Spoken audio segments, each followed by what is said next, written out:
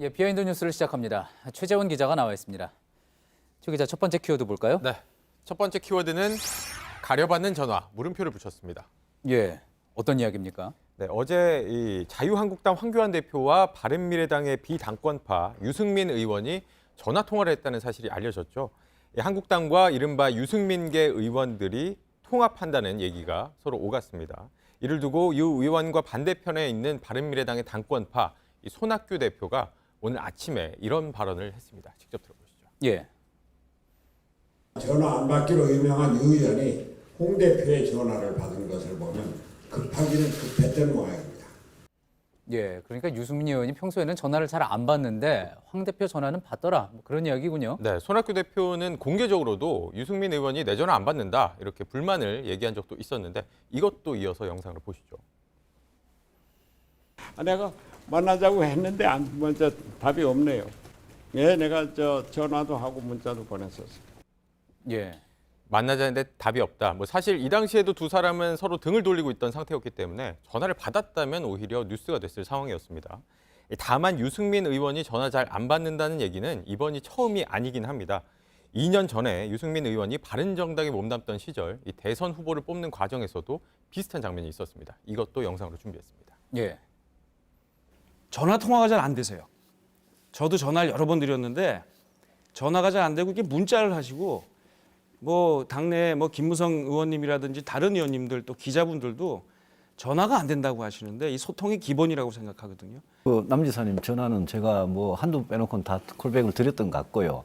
한두 번 전화 주시고 거의 전화를 안 주셨던 것 저는 같습니다. 예. 저 당시에도 상당히 비슷한 이야기가 오갔었던 거군요.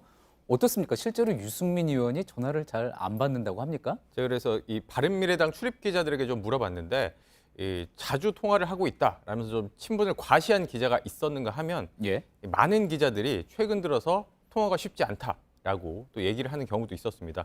저도 한번 유승민 의원에게 좀 통화를 시도를 해봤는데 통화는 할 수가 없었고 이런 문자는 받았습니다.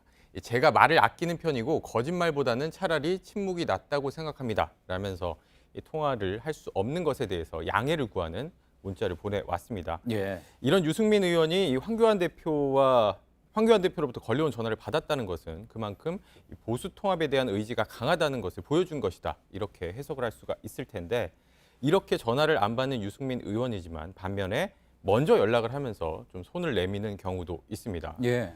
지난달에 있었던 인터뷰 내용인데 이 안철수 전 대표와 전화를 하느냐라는 질문을 받으니까 이렇게 답을 합니다. 문자를 주고받는다. 함께 해달라고 하니까 고민 좀 해보겠다는 답이 왔다라고 발언을 한 바가 있었고 최근까지도 아직 이 안 전 대표로부터 답을 듣지 못했다라고 공개적으로 밝히기도 했었습니다. 예. 저렇게 먼저 연락을 하기는 했지만 저 때도 전화는 아니고 이제 문자를 보냈던 거군요. 네.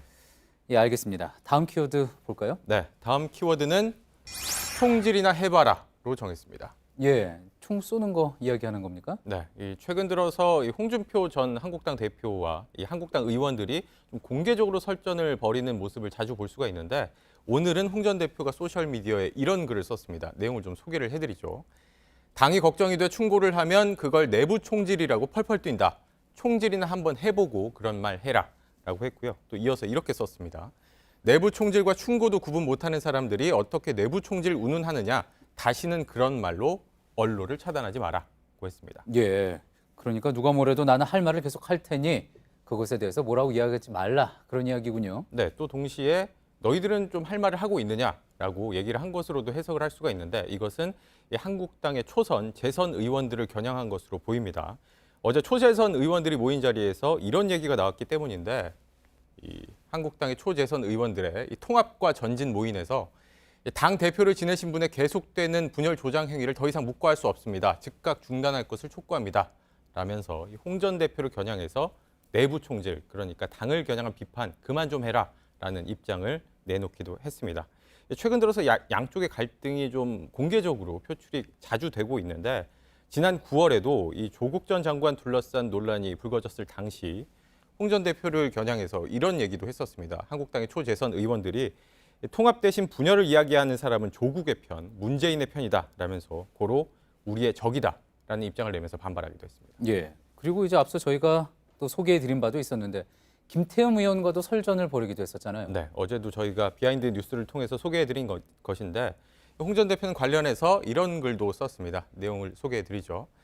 당대표 시절 본 바로는 지난 20대 공천은 진박 간별사의 준동으로 까만되는 초재선이 참 많았다 라면서 역시 초재선을 겨냥해서 비판의 발언을 내놨습니다. 예, 알겠습니다. 여기까지 듣겠습니다. 최재원 기자였습니다.